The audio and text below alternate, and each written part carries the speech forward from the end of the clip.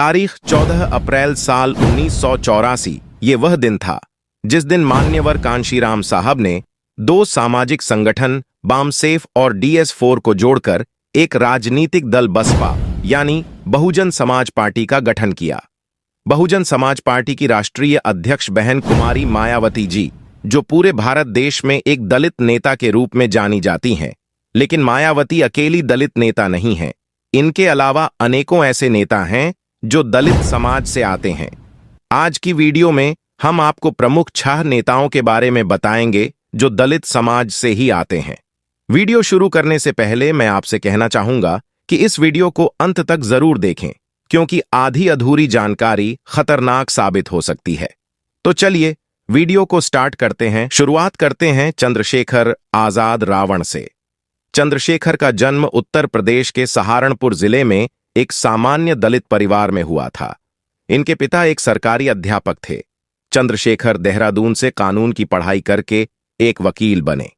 चंद्रशेखर एक मामूली वकील से सुप्रसिद्ध राजनेता कैसे बने, आइए इसके पीछे की कहानी हम आपको बताते हैं। उत्तर प्रदेश की राजधानी लखनऊ से 693 किलोमीटर दूर जिला है सहारनपुर में इलाका पड़ता है। नाम है छुटमलपुर। इस इलाके में हिंदुस्तान नाम का एक इंटर कॉलेज भी है। एक दिन एक दलित लड़का कॉलेज जल्दी पहुंच गया।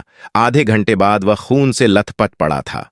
उसे सवर्ण जाति के बच्चों ने बहुत मारा क्योंकि उसने बेंच साफ नहीं की थी। बीते दिन लड़कों ने उसे फिर पीटा। वजह थी कि एग्जाम में सवर्ण बच्चों से ज्यादा नंबर ले आया। दलित बच्चे ने जब एक बार अपने घर वालों को बताई तो उन्होंने न्याय पाने के लिए हिम्मत दिखाई। वह एक वकील के पास पहुंचे। वकील का नाम था चंद्रशेखर।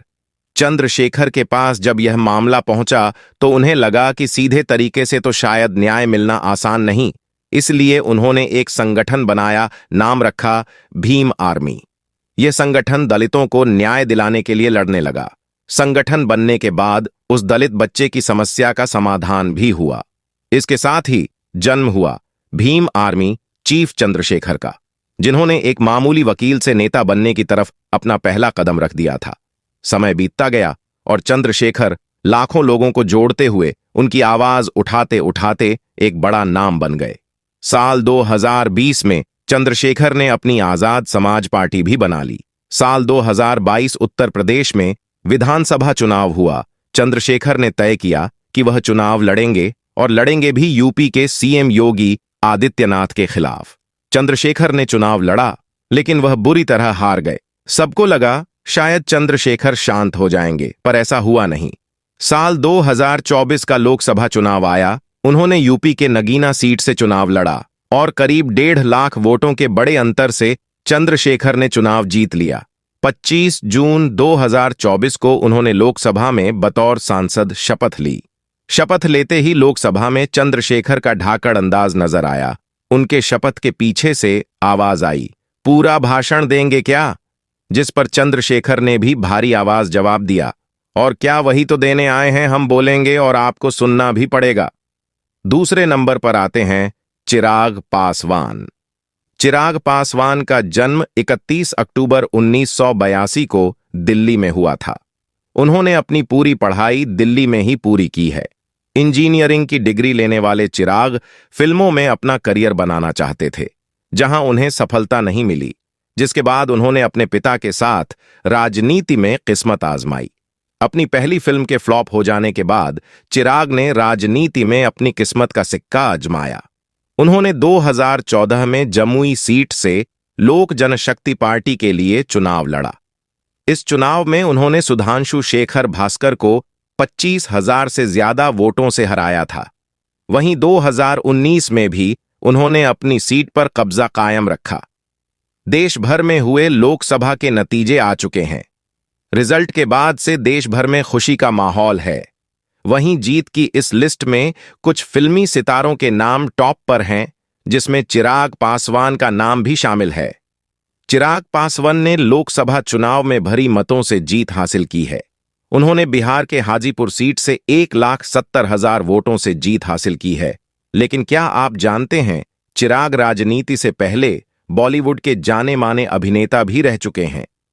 तीसरे नंबर पर आते हैं प्रकाश अंबेडकर। प्रकाश आंबेडकर का जन्म 10 मई 1954 को मुंबई में हुआ था। उनके पिता का नाम यशवंत आंबेडकर और माता का नाम मीराबाई आंबेडकर है। प्रकाश आंबेडकर अपने दादा, भारतीय संविधान के जनक के रूप में जाने जाते डॉक्टर भीमराव आंबेडकर द्वारा नामित किया गया था। प्रकाश आंबेडकर ने सेंट स्टेनिस्लाउस हाई स्कूल और सिद्धार्थ कॉलेज, मुंबई, भारत में शिक्षा ली। उन्होंने 1982 के बाद से पूरे भारत में कई सामाजिक, धार्मिक एवं राजनैतिक आंदोलनों का नेतृत्व किया। उनके छोटे भाई आनंदराज आंबेडकर रिपब्लिकन सेना के नेता हैं। प्रकाश आंबेडकर महाराष्ट्र राजनीति में महत्वपूर्ण व्यक्ति है। वह संविधान निर्माता डॉक्टर बाबा साहब आंबेडकर के पोते हैं। उनके पिता का नाम यशवंत आंबेडकर है। कहा जाता है कि बाबा साहब ने ही उनका नाम प्रकाश रखा था। बाबा साहब के परिनिर्वाण से 2 वर्ष पहले उनका जन्म हुआ था। उन्हें अन्य 2 भाई एवं 1 बहन है और इन सभी का जन्म बाबा साहब के महापरिनिर्वाण के उपरांत हुआ था। चौथे नंबर पर आते हैं रामनाथ कोविंद। श्री कोविंद का जन्म 1 अक्टूबर 1945 को उत्तर प्रदेश में कानपुर जिले के परौंख गांव में हुआ। एक साधारण परिवार से होने के कारण उनका जीवन सादगी पूर्ण रहा। उनकी स्कूली शिक्षा और उच्चतर शिक्षा भी कानपुर में हुई। उन्होंने पहले कॉमर्स ग्रेजुएट की परीक्षा उत्तीर्ण की और फिर कानपुर विश्वविद्यालय से कानून की डिग्री प्राप्त की। राष्ट्रपति कोविंद की सोच यह है कि जनता और सरकार में उनके प्रतिनिधियों के बीच आदर्श भागीदारी होनी चाहिए और इसके लिए सभी को अधिक से अधिक प्रयास करने चाहिए। राज्यपाल के रूप में श्री कोविंद की उपलब्धियों को देखते हुए 2017 में वे राष्ट्रपति पद के मजबूत दावेदार के रूप में उभर कर सामने आए। सर्वोच्च संवैधानिक पद पर उनके निर्वाचन के बाद उन्होंने अत्यंत दूरदर्शिता और विनम्रता के साथ भारत के प्रथम नागरिक के रूप में अपने कर्तव्यों को निभाया। मई 1974 में श्री कोविंद का विवाह श्रीमती सविता कोविंद से हुआ। उनके एक पुत्र और एक पुत्री है। 5वें नंबर पर आते हैं मान्यवर कांशीराम जी। बहुजन समाज पार्टी के संस्थापक कांशीराम, जिन्होंने उत्तर भारत में पहली बार दलितों को सत्ता के शिखर तक पहुंचाया। कांशीराम ने सरकारी नौकरी छोड़कर राजनीति शुरू की थी। साल 1958 में कांशीराम पुणे में डीआरडीओ में लैब असिस्टेंट के पद पर कार्यरत थे, लेकिन नौकरी के दौरान एक ऐसी घटना हुई कि वो दलित राजनीति की ओर मुड़ गए। कांशीराम की जीवनी लिखने वाले प्रोफेसर बद्री नारायण लिखते हैं, उनके ऑफिस में फुले के नाम पर कोई छुट्टी कैंसिल कर दी गई थी। इसका उन्होंने विरोध किया। तमाम कोशिशों के बावजूद दलित कर्मचारी एकजुट हुए तो वो छुट्टी कर दी गई। इस घटना के बाद उन्हें समझ आ गया, जब तक दलित कर्मचारी एकत्रित नहीं होंगे तब तक हमारी बात नहीं सुनी जाएगी। साल 1977 की बात है। मायावती उस वक्त 21 साल की थीं और दिल्ली के एक सरकारी प्राइमरी स्कूल में पढ़ाती थीं।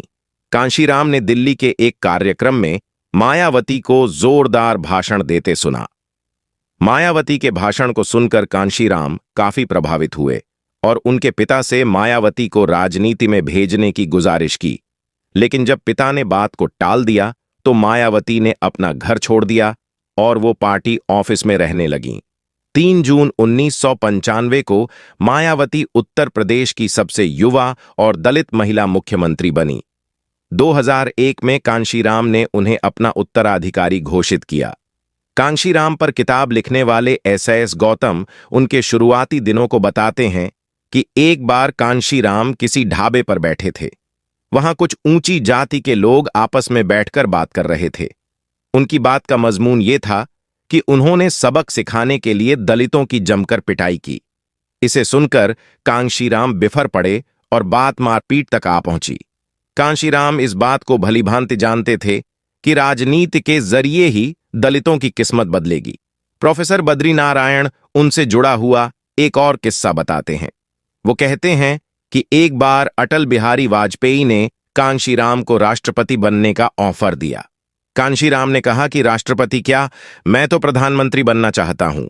एक इंटरव्यू के दौरान कांशीराम जी से पूछा गया कि आपकी बातों से तो लगता है कि आप सत्ता में आने के लिए किसी का भी इस्तेमाल कर लेंगे।